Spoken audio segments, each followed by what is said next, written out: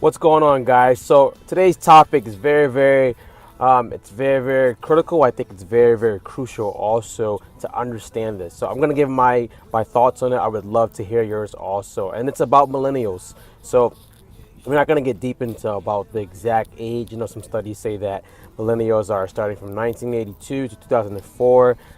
That's not really the thing I want to get at.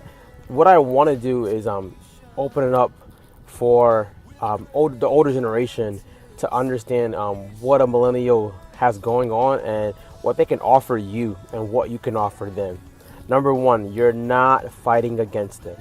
They are not asking questions for the sake of being insubordinate or being just rude, but millennials need answers. We need to know why.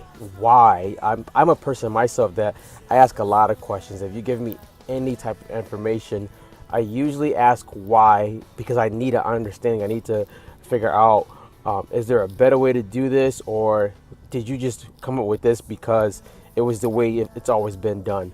So they're not asking questions for the sake of getting at you, or the sake of trying to challenge the church to the point where they're disrespecting the church, but they just need answers. We need answers. And a lot of times I've grown up in a church where it was a lot of older people. They didn't have those answers. They just told us, this is what you do, don't talk back. And what they didn't realize is I wasn't talking back. We weren't talking back. We just wanted some clarity on what to do or what we wanted to get done. So the Bible says, in all you're getting, get understanding.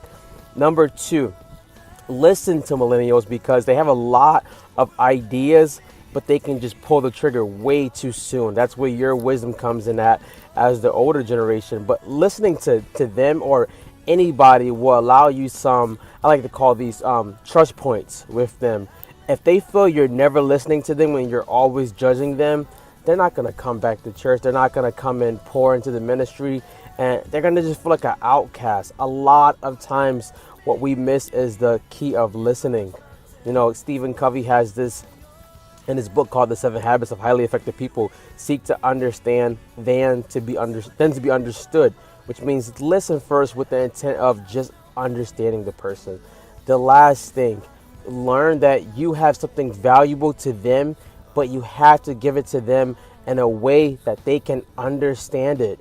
My mom is not a millennial, of course. My pastor before my mom, or pastor before that, wasn't a millennial.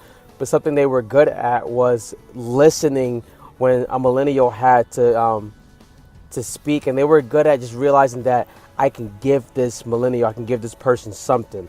I just have to give it to them the way that they can understand it, or the way that they can receive it. So for a millennial, screaming over the pulpit about attire and about some things they may do that you're not pleased with will make them rebel. It would make them want to leave.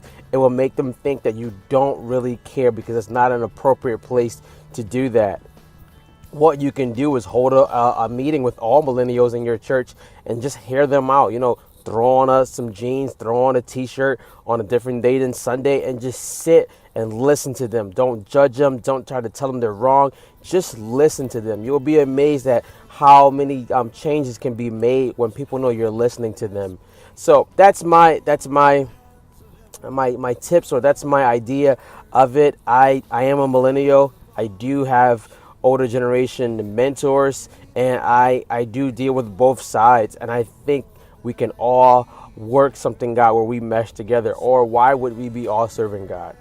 I believe we can get understanding of each other, and I believe we can grow the church. All right.